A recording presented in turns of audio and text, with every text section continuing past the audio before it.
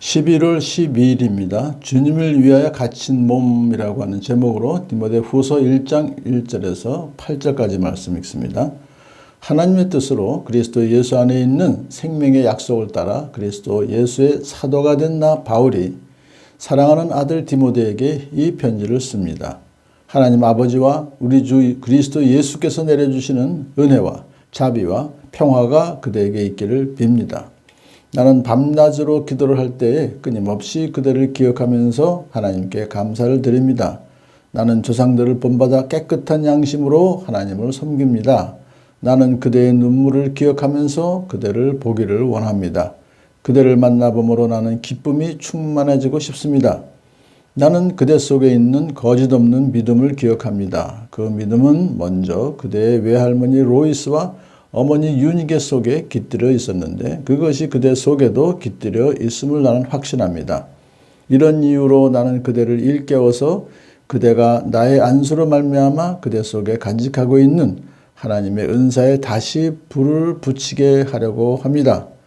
하나님께서는 우리에게 비겁함의 영을 주신 것이 아니라 능력과 사랑과 절제의 영을 주셨습니다.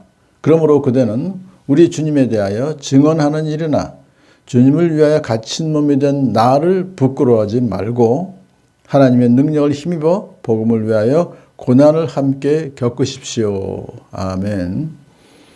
지금 디모데 후서를 썼던 것은 이제 바울이 로마 감옥에 두 번째로 감금된 그 상태에서 쓰는 거죠. 첫 번째 감금됐을 때는 가택연금이니까 편하게 지냈었지만 이제는 네로가 모든 크리스찬들을 이제 죽이는 박해하는 그런 타임이기 때문에 추운 지하 감옥에서 맹수처럼 쇠사슬에 묶인 채 고통을 당하고 있었습니다. 추운 곳에서. 거기서 이제 바울은 얼마 있으면 이제 죽게 될 것을 알고 마지막 디모데에게 편지를 씁니다. 가장 사랑했던 제자 디모데를 마지막으로 이제 생각하면서 지금 이 누가가 마지막으로 함께 있었죠. 다른 제자들은 다 떠난 상태에서. 자, 거기서 이제 디모데에게 과거에 쭉 참 제자 훈련을 통해서 가르쳤던 내용을 다 반복해서 지금 이제 그에게 유언을 남기는 것입니다. 시작을 이렇게 하죠. 하나님의 뜻으로 사도가 된 바울. 나 바울, 그리스도 예수 안에 있는 생명의 약속을 따라 사도가 된 나 바울. 이렇게 먼저 하나님께서 부르셔서 사도 되게 하신 것은 자명한 일이죠. 그 다음에 이제 그리스도 예수 안에 있는 생명의 약속을 따라라고 하는 것은 결국 뭐냐면 성경 전체적으로 볼 때 예수님의 십자가와 부활을 통해서 모든 믿는 자에게 영원한 생명을 주시겠다고 하는 하나님의 약속을 이제 붙잡고, 그죠? 이 복음입니다. 복음에 의해서 그렇게 사도가 됐는데 사명은 무엇이냐? 복음을, 이 약속을 전파하는 것이 그의 사도가 되게 하신 목적이죠.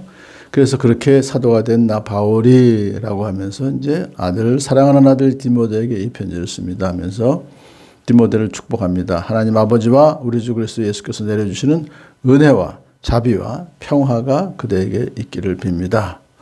라고 이제 문안을 한 후에 내용을 씁니다. 나는 밤낮으로 기도를 할 때 끊임없이 그대를 기억하면서 중보기도 한다는 거죠. 하나님께 감사를 드립니다.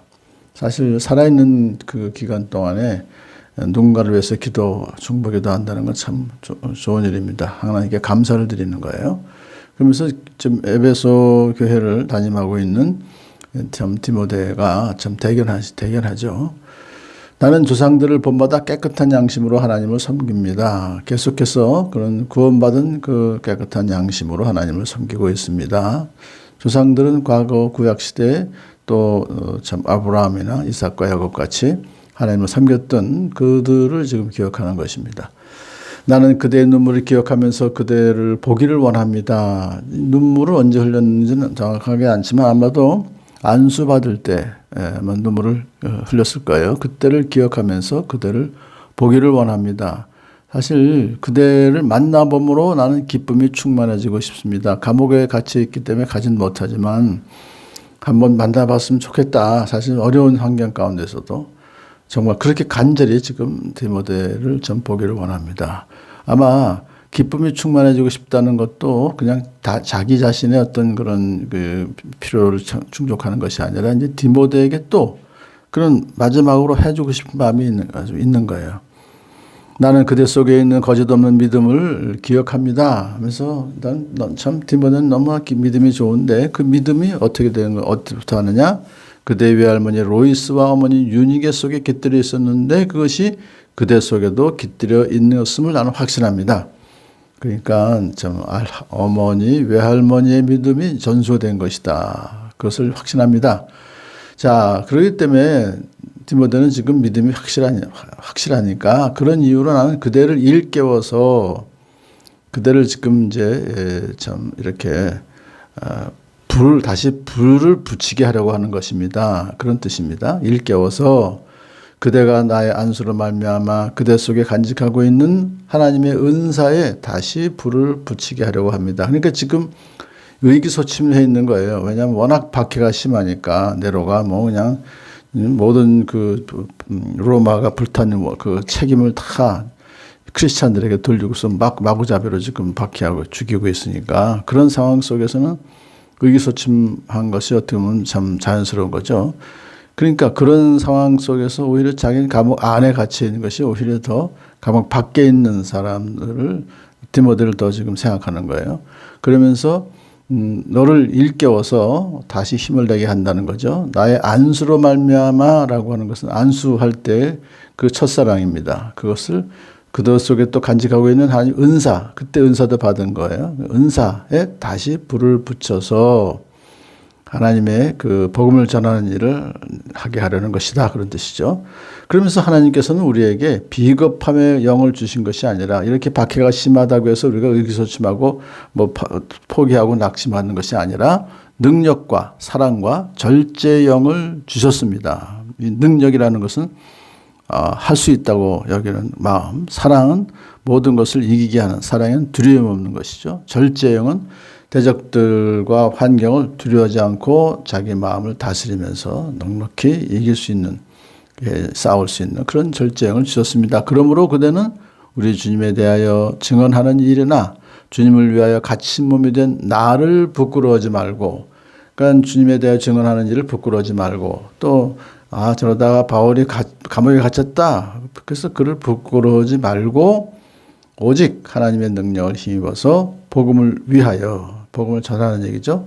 근데 내 힘이 아니라 하나님의 능력을 힘입어서 복음을 위하여 고난을 함께 겪으십시오. 복음을 전하는 일은 그 당시로서 지금도 마찬가지입니다. 고난이 함께 따라오는데 그것을 두려워하지 말고 복음을 전해라 하는 그런 지금 격려를 해주고 있습니다. 감옥 안에 있는 바울이 감옥 밖에 있는 디모데를 격려하는, 그래서 그러하여금 다시 고난과 함께 복음을 전파하는 그런 사명을 감당하는 저와 여러분들에게 축복합니다.